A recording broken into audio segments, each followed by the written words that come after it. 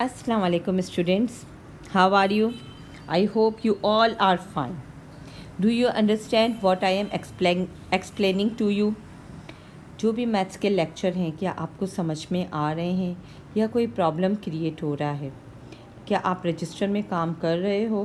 Please reply me and send the pictures on WhatsApp group so that I can check your work. Is that clear? Now today's our lecture is about Cartesian product. Cartesian product of two sets. Cartesian product होता क्या है? For example अगर मैं आपको कहूँ कि किसी भी दो नंबर का आप प्रोडक्ट निकालो, प्रोडक्ट का मतलब है मल्टीप्लिकेशन, सही है ना? प्रोडक्ट का क्या मतलब होता है? मल्टीप्लिकेशन। अगर आपको कहा जाए कि किसी भी दो नंबर का प्रोडक्ट निकालो, for example 2 multiply by 3, answer क्या आएगा? 6 या 6 multiply by 2 is equal to 12। ये तो होता है हमारे पास प्रोडक्ट आम नंबर्स का, जो नेचुरल नंबर्स होते हैं या कोई से भी रियल नंबर्स होते हैं उनका मल्टीप्लिकेशन होता है। ठीक है, जिस तरीके से सेट्स में डिफरेंट ऑपरेशंस होते हैं, फॉर एग्ज़ाम्पल यूनियन हो गया, इंटरसेक्शन हो गया, डिफरेंस हो गया, कॉम्प्लीमेंट हो गया, बिल्कुल इसी तरीके से प्रोडक्ट भी होता है, सेट्स का मल्टीप्लिकेशन भी होता है। सेट्स का मल्टीप्लिकेशन को हम कहते हैं कार्टेशियन प्रोडक्ट, सही है ना? जो भी हम सेट्स के मल्टीप्लिकेशन निकालते हैं उसे हम कार्टेशियन प्रोडक्ट कहते हैं। सपोज़ दैट आपकी जो एक्सरसाइज है, ठीक है, आपकी बुक की अगर एक्सरसाइज हम निकालते हैं, से आपकी बुक की एक्सरसाइज से अगर हम क्वेश्चंस लेते हैं, फॉर एग्ज़ाम्पल अगर मैं एक्सरसाइज 1.3 का एक्सरसाइज 1.3 जो आपकी बुक है उसका क्वेश्चन नंबर 1 है, अगर हम यहाँ से लें कि हमें अगर फाइंड करना है if A is equal to ABCD और B की वैल्यू है आपके पास YZ। अब आपको यहाँ पर प्रोडक्ट फाइंड करना है, यानी मल्टीप्लिकेशन फाइंड करना है दो सेट्स का। ठीक है कन्फ्यूजन वाली बात है कि भाई दो सेट्स का मल्टीपल प्रोडक्ट कैसे फाइंड होगा, हम प्रोडक्ट कैसे फाइंड कर सकते हैं? लेकिन बहुत ज़्यादा ईजी है, हम बहुत ईजीली जो है प्रोडक्ट जो है फाइंड कर सकते हैं। ठीक है ना, बहुत इजी है, इम्पॉर्टेंट भी है, एग्जाम्स में आते भी हैं इसके क्वेश्चंस। ठीक है, तो इसके अगर प्रोडक्ट फाइंड करना, फॉर एग्जांपल हमारे पास फर्स्ट पार्ट है A मल्टीप्लाई बाई B। ठीक है, यानी A सेट को हमें मल्टीप्लाई करना है B के सेट से। तो इसको करने का तरीका ये होता है कि हम पहले दोनों सेट्स लिखेंगे। अब A के हर मेंबर को, A के हर एलिमेंट को B के एलिमेंट के साथ मल्टीप्लाई करेंगे और इसके लिए हम इस तरीके से ऑर्डर पेयर बनाएंगे। जैसे A को हमने पहले Y से कर लिया, फिर A को हमने Z से कर लिया। ठीक है, A की बारी पहले Y के साथ हो गई, फिर Z के साथ हो गई। ठीक है, दोनों मेंबर्स कंप्लीट हो गए।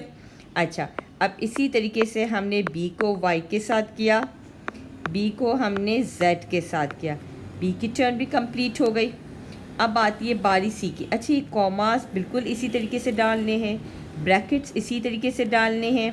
ठीक है, फॉर एग्ज़ाम्पल C की बारी हो गई CY और CZ। इसी तरीके से फिर D की टर्न आएगी DY DZ। इसे हम कहते हैं कार्टेशियन प्रोडक्ट। ठीक है, ये हमारा कार्टेशियन प्रोडक्ट कहलाता है, यानी दो सेट्स का मल्टीप्लिकेशन। फॉर एग्ज़ाम्पल मैं आपको दूसरी एग्जाम्पल भी देती हूँ ताकि और ज़्यादा आपको क्लियर हो, है ना? अच्छा, अब फॉर एग्ज़ाम्पल अगर आपके पास इसका पार्ट 3 है, A मल्टीप्लाई बाई A, यानी A को A के साथ मल्टीप्लाई करना है। ठीक है, A को A के साथ मल्टीप्लाई करना है, यानी हमने A का सेट लिया ABCD, अब इसी को इसी सेट से मल्टीप्लाई करना है। ठीक है, अगेन पहले हमने A का A के साथ किया, यानी A को हम सारे दूसरे सेट से हम इसको मल्टीप्लाई कर लेंगे। AB हो गया, AC हो गया, AD हो गया। A की टर्न ख़त्म हो गई। अब हमने B की शुरू की, बी ए हो गया। अच्छा, जब फर्स्ट सेट का मल्टीप्लाई करते हैं तो उसके मेंबर को पहले लिखेंगे। जैसे बी से हम कर रहे हैं ना, तो पहले हम बी को लिखेंगे, फिर सेकंड सेट का मेंबर, फिर पहले फर्स्ट सेट का मेंबर, फिर सेकंड सेट का मेंबर। ठीक है, इस तरीके से हम करते हैं। क्लियर? अच्छा, फिर बी का सी के साथ हो गया। ठीक है, फिर बी का डी के साथ हो गया। अब सी को पहले लिखेंगे और बाद में वो सारे मेंबर्स बाद में लिखते जाएंगे। क्लियर? सी ए हो गया, सी बी हो गया, सी डी हो गया, सॉरी सी एक में बीच में भूल गई। अच्छा, इसी तरीके से अब हम डी की टर्न करते हैं। डी ए हो गया,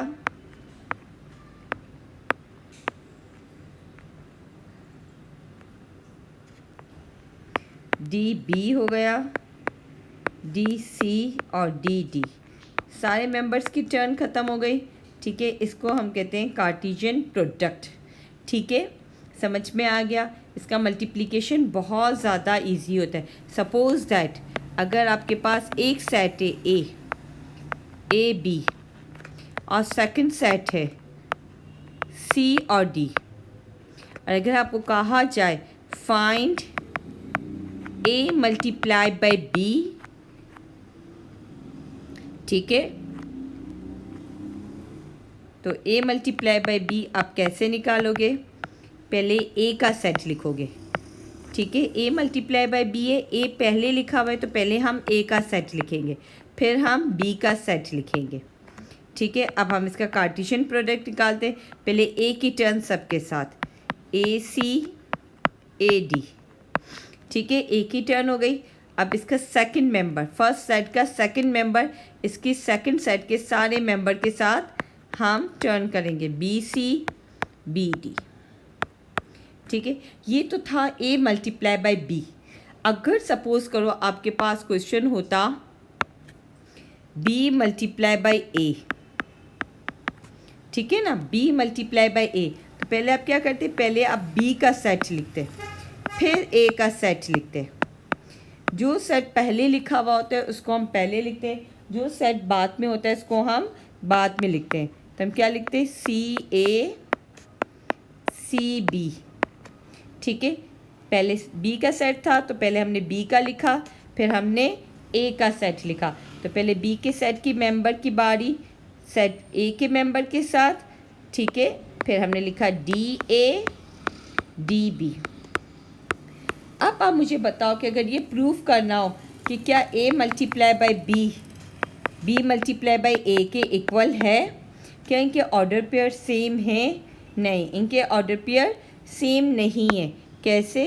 सपोज दैट ये है ए सी और ये है सी ए, ये दोनों ऑर्डर पेयर कभी भी सेम नहीं हो सकते, क्योंकि इसका फर्स्ट मेंबर ए है, इसका फर्स्ट मेंबर सी है, इसका सेकंड मेंबर सी है, इसका फर्स्ट मेंबर ए है। तो ये मेंबर्स कभी भी इक्वल नहीं हो सकते। हम कभी भी ये नहीं कह सकते कि ए मल्टीप्लाई बाई बी या बी मल्टीप्लाई बाई ए आपस में इक्वल होते, ये आपस में कभी भी इक्वल नहीं होते। इसी तरीके से A multiply by D, A D और डी ए कभी भी सेम नहीं हो सकते, क्योंकि फर्स्ट मेंबर जो है दोनों का डिफरेंट है और सेकंड मेंबर जो है वो दोनों का डिफरेंट है।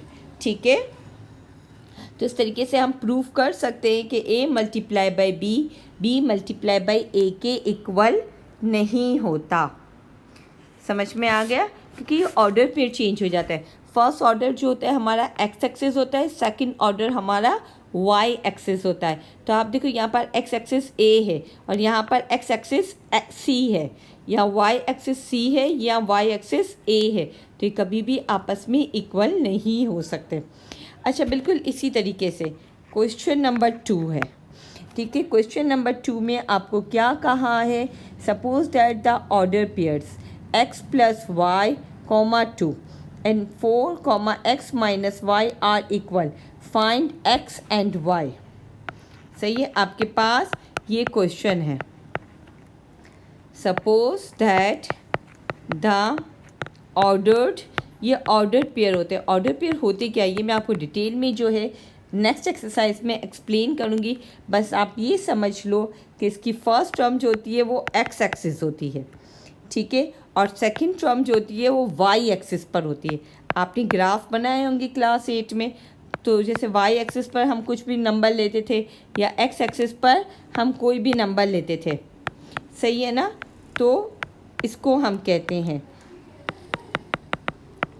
ठीक है, जैसे हम लोग ये ग्राफ बनाते हैं ना, तो ये जो होता है हमारा एक्स एक्सिस होता है, ठीक है, इसे हम एक्स एक्सिस कहते हैं।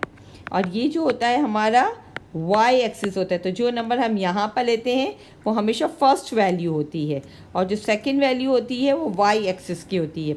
अब कहते हैं ये दो ऑर्डर पेयर है, तो ये दोनों आपस में इक्वल हैं, ठीक है। तो अगर ये दो ऑर्डर पेयर है X plus Y 2 and 4x minus Y, ये आपस में इक्वल हैं, तो जब अगर ये आपस में इक्वल है तो यानी इसका फर्स्ट ऑर्डर और इसका फर्स्ट ऑर्डर ये भी आपस में इक्वल होंगे, है ना।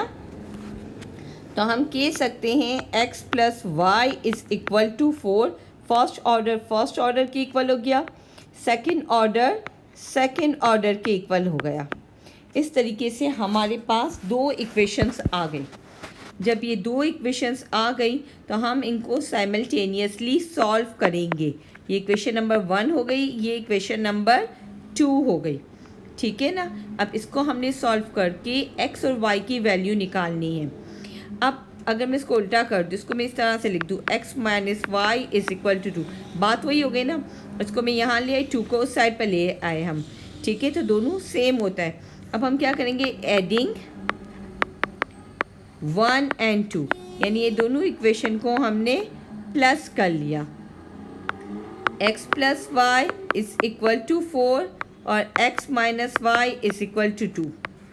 प्लस करने का तरीका क्या होता है इक्वेशन को, कि जब भी इक्वेशन को प्लस किया जाए, लेफ़्ट हैंड साइड को लेफ़्ट हैंड साइड में प्लस करते हैं, राइट हैंड साइड को राइट हैंड साइड में प्लस करते हैं, ठीक है। तो ये हमारी इक्वेशन नंबर 2 हो गई।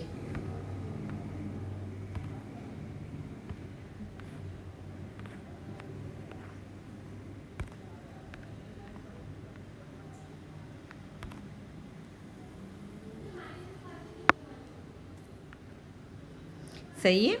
अच्छा, अब 4 में से 2 को प्लस किया, आंसर आया 6, ठीक है। प्लस वाई माइनस वाई दोनों सेम है, कैंसिल हो गए। x में x को प्लस किया, 2x आया। अब x इज इक्वल टू 2 या मल्टीप्लाई हो रहा है, दूसरी साइड जाकर डिवाइड हो जाएगा। 2 1 2 3 time x is equal to 3, हमारे पास x की वैल्यू आ गई। अब जब x की वैल्यू आ गई तो y की वैल्यू कैलकुलेट करने के लिए या तो इक्वेशन नंबर 2 में या इक्वेशन नंबर 1 में इसकी वैल्यूज़ को हम सब्सटीट्यूट कर देंगे, इसकी वैल्यूज़ को डाल देंगे। अगर मैं इक्वेशन नंबर 1 में डालती हूँ, putting the value of x in equation 1 में डाल दिया जाए तो x plus Y is equal to 4, x की जगह x की वैल्यू इज़ इक्वल टू 4।